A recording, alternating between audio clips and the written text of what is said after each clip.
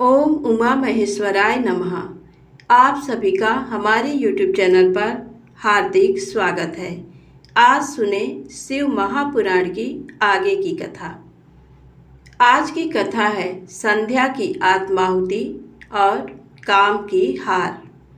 आइए भगवान शिव के चरण में नमन करते हुए कथा को शुरू करते हैं। ब्रह्मा जी कहते हैं, नारद, जब भगवान शिव देवी संध्या को वरदान देकर वहां से अंतर्धान हो गए, तब संध्या उस स्थान पर गई जहां पर मुनि मेधा तिथि यज्ञ कर रहे थे। उन्होंने अपने हृदय में तेजस्वी ब्रह्मचारी वशिष्ठ जी का स्मरण किया तथा उन्हीं को पति रूप में पाने की इच्छा लेकर संध्या महायज्ञ की प्रज्वलित अग्नि में कूद गईं। अग्नि में उसका शरीर जलकर सूर्य मंडल में प्रवेश कर गया। तब सूर्य ने पितरों और देवताओं की तृप्ति के लिए उसे 2 भागों में बांटकर रथ में स्थापित कर दिया। उसके शरीर का ऊपरी भाग प्रातः संध्या हुआ और शेष भाग सायं संध्या हुआ। सायं संध्या से पितरों को संतुष्टि मिलती है। सूर्योदय से पूर्व जब आकाश में लाली छाई होती है, अर्थात अरुणोदय होता है, उस समय देवताओं का पूजन करें। जिस समय लाल कमल के समान सूर्य अस्त होता है, अर्थात डूबता है, उस समय पितरों का पूजन करना चाहिए। भगवान शिव ने संध्या के प्राणों को दिव्य शरीर प्रदान कर दिया। जब मेधा तिथि मुनि का यज्ञ समाप्त हुआ, तब उन्होंने एक कन्या को, जिसकी कांति सोने के समान थी, अग्नि में पड़े देखा। उसे मुनि ने भली प्रकार स्नान कराया और अपनी गोद में बैठा लिया। उन्होंने उसका नाम अरुंधति रखा। यज्ञ के निर्विघ्न समाप्त होने और पुत्री प्राप्त होने के कारण मेधा तिथि मुनि बहुत प्रसन्न थे। उन्होंने अरुंधति का पालन आश्रम में ही किया। वह धीरे धीरे उसी चंद्रभागा नदी के तट पर रहते हुए बड़ी होने लगी। जब वह विवाह योग्य हुई तो हम त्रिदेव ब्रह्मा, विष्णु और महेश ने मेधा मुनि से बात कर उसका विवाह मुनि वशिष्ठ से करा दिया। मुने मेधा तिथि की पुत्री महासाध्वी अरुंधति अति पतिव्रता थी। वह मुनि वशिष्ठ को पति रूप में पाकर बहुत प्रसन्न थी। वह उनके साथ रमण करने लगी। उससे शक्ति आदि शुभ एवं श्रेष्ठ पुत्र उत्पन्न हुए। हे नारद, इस प्रकार मैंने तुम्हें परम पवित्र देवी संध्या का चरित्र सुनाया है। ये समस्त अभीष्ट फलों को देने वाला है। ये परम पावन और दिव्य है। जो स्त्री पुरुष इस शुभ व्रत का पालन करते हैं, उनकी सभी कामनाएं पूरी होती हैं। सूत जी बोले, हे ऋषियों, जब इस प्रकार प्रजापति ब्रह्मा जी ने कहा, तब उनके वचनों को सुनकर नारद जी आनंदित होकर बोले, हे ब्राह्मण, मैं आपको बहुत धन्यवाद देता हूँ कि आपने इस दिव्य कथा को मुझे सुनाया है। हे प्रभु, अब आप मुझे संध्या के विषय में और बताइए कि विवाह के बाद उन्होंने क्या किया। क्या उन्होंने दोबारा तप किया या नहीं? सूत जी बोले, इस प्रकार नारद जी ने ब्रह्मा जी से पूछा। उन्होंने ये भी पूछा कि जब कामदेव रति के साथ विवाह करके वहाँ से चले गए और दक्ष आदि सभी मुनि वहाँ से चले गए, संध्या भी तपस्या के लिए वहाँ से चली गई, तब वहाँ पर क्या हुआ? ब्रह्मा जी बोले, हे श्रेष्ठ नारद, तुम भगवान शिव के परम भक्त हो। तुम उनकी लीला को अच्छी प्रकार जानते हो। पूर्व काल में जब मैं मोह में फंस गया, तब भगवान शिव ने मेरा मजाक उड़ाया। तब मुझे बड़ा दुख हुआ। मैं भगवान शिव से ईर्ष्या करने लगा। मैं दक्ष मुनि के यहाँ गया। देवी रति और कामदेव भी वहीं थे।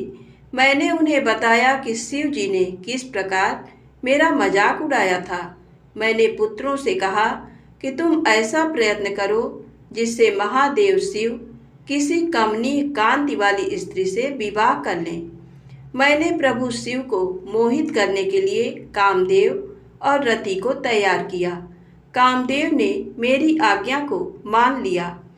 कामदेव बोले, हे ब्रह्मा जी, मेरा अस्त्र तो सुंदर स्त्री ही है, अतः आप भगवान शिव के लिए किसी परम सुंदरी की सृष्टि कीजिए।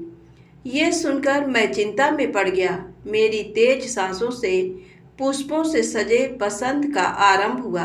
बसंत और मलयानल ने कामदेव की सहायता की। इनके साथ कामदेव ने शिव जी को मोहने की चेष्टा की, पर सफल नहीं हुए। मैंने मरुत गणों के साथ पुनः उन्हें शिव जी के पास भेजा। बहुत प्रयत्न करने पर भी वे सफल नहीं हो पाए। अतः मैंने बसंत आदि सहचरों सहित रति को साथ लेकर शिव जी को मोहित करने को कहा। फिर कामदेव प्रसन्नता से रति और अन्य सहायकों को साथ लेकर शिव जी के स्थान को चले गए। ब्रह्मा जी बोले, काम ने प्राणियों को मोहित करने वाला अपना प्रभाव फैलाया। बसंत ने उसका पूरा सहयोग किया। रति के साथ कामदेव ने शिव जी को मोहित करने के लिए अनेक प्रकार के यत्न किए। इसके फलस्वरूप सभी जीव और प्राणी मोहित हो गए। जड़ चेतन समस्त सृष्टि काम के बस में होकर अपनी मर्यादाओं को भूल गए। संयम का व्रत पालन करने वाले ऋषि मुनि अपने कृत्यों पर पश्चाताप करते हुए आश्चर्यचकित थे कि उन्होंने कैसे अपने व्रत को तोड़ दिया, परंतु भगवान शिव पर उनका बस नहीं चल सका। कामदेव के सभी प्रयत्न व्यर्थ हो गए। तब कामदेव निराश हो गए और मेरे पास आए और मुझे प्रणाम करके बोले, हे भगवान, मैं इतना शक्तिशाली नहीं हूँ जो शिव जी को मोह सकूं। ये बात सुनकर मैं चिंता में डूब गया। उसी समय मेरे सांस लेने से बहुत से भयंकर गण प्रकट हो गए, जो अनेक वाद्य यंत्रों को जोर जोर से बजाने लगे और मारो मारो की आवाज करने लगे। ऐसी अवस्था देखकर कामदेव ने उनके विषय में मुझसे प्रश्न किया। तब मैंने उन गणों को मार नाम प्रदान कर उन्हें कामदेव को सौंप दिया और बताया कि ये सदा तुम्हारे बस में रहेंगे। तुम्हारी सहायता के लिए ही इनका जन्म हुआ है। ये सुनकर रति और कामदेव बहुत प्रसन्न हुए। काम ने कहा, प्रभु, मैं आपकी आज्ञा के अनुसार पुनः शिव जी को मोहित करने के लिए जाऊंगा, परंतु मुझे ये लगता है कि मैं उन्हें मोहने में सफल नहीं हो पाऊंगा। साथ ही मुझे इस बात का भी डर है कि कहीं वे आपके शाप के अनुसार मुझे भस्म न कर दें। ये कहकर कामदेव रति, बसंत और अपने मार गणों को साथ लेकर पुनः शिवधाम को चले गए। कामदेव ने शिव जी को मोहित करने के लिए बहुत से उपाय किए, परंतु वे परमात्मा शिव को मोहित करने में सफल न हो सके। फिर कामदेव वहां से वापस आ गए और मुझे अपने असफल होने की सूचना दी। मुझसे कामदेव कहने लगे कि हे ब्राह्मण, आप ही शिव जी को मोह में डालने का उपाय करें। मेरे लिए उन्हें मोहना संभव नहीं है। ब्रह्मा जी बोले, नारद, काम के चले जाने पर श्री महादेव जी को मोहित कराने का मेरा अहंकार गिरकर चूर चूर हो गया, परंतु मेरे मन में यही चलता रहा कि ऐसा क्या करूं जिससे महात्मा शिव जी स्त्री ग्रहण कर लें। ये सोचते सोचते मुझे विष्णु जी का स्मरण हुआ।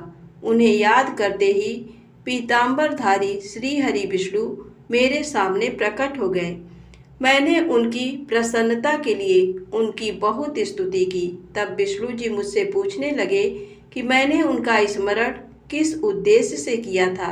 यदि तुम्हें कोई दुख या कष्ट है तो कृपया मुझे बताओ, मैं उस दुख को मिटा दूंगा। तब मैंने उनसे कहा, हे केशव, यदि भगवान शिव किसी तरह पत्नी ग्रहण कर लें अर्थात विवाह कर लें तो मेरे सभी दुख दूर हो जाएंगे, मैं पुनः सुखी हो जाऊंगा। मेरी ये बात सुनकर भगवान मधुसूदन हंसने लगे और मुझ लोक सृष्टा ब्रह्मा का हर्ष बढ़ाते हुए बोले, हे ब्रह्मा जी, मेरी बातों को सुनकर आपके सभी भ्रमों का निवारण हो जाएगा। शिव जी ही सबके कर्ता और भर्ता हैं।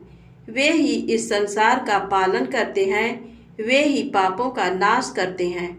भगवान शिव ही परब्रह्म, परेश, निर्गुण, नित्य, अनिर्देश्य, निर्विकार, अद्वितीय, अनंत और सबका अंत करने वाले हैं। वे सर्वव्यापी हैं। तीनों गुणों को आश्रय देने वाले ब्रह्मा, विष्णु और महेश नाम से प्रसिद्ध रजोगुण, तमोगुण, सत्वगुण से दूर एवं माया से रहित हैं। भगवान शिव योग परायण और भक्त वत्सल हैं।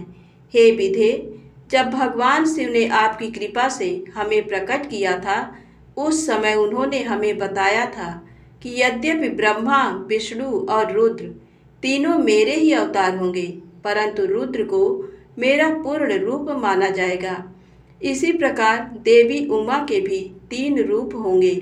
एक रूप का नाम लक्ष्मी होगा और वह श्री हरि की पत्नी होंगी। दूसरा रूप सरस्वती का होगा और वे ब्रह्मा जी की पत्नी होंगी। देवी सती उमा का पूर्ण रूप होंगी, वे ही भावी रुद्र की पत्नी होंगी। ऐसा कहकर भगवान महेश्वर वहां से अंतर्धान हो गए।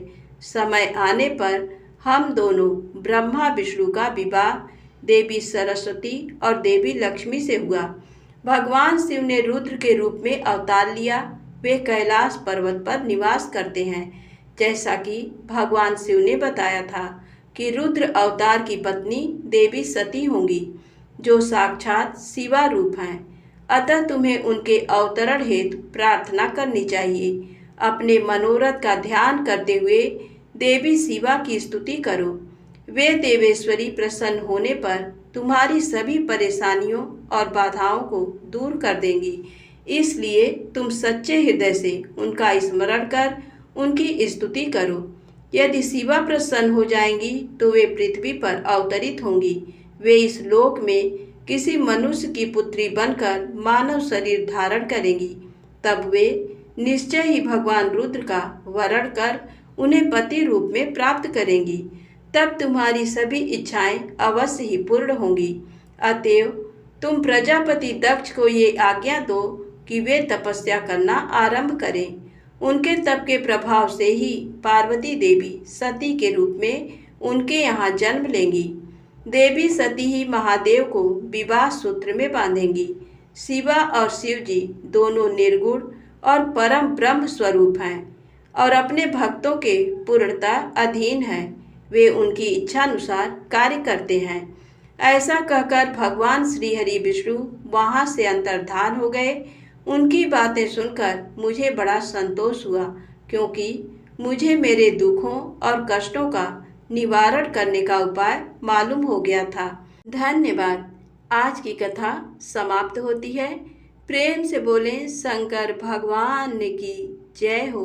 दोस्तों, यदि आपको वीडियो पसंद आए तो कृपया चैनल को लाइक सब्सक्राइब अवश्य करें, और यदि आपका कोई भी अध्याय छूट जाता है तो आपको डिस्क्रिप्शन में उसका लिंक मिल जाएगा।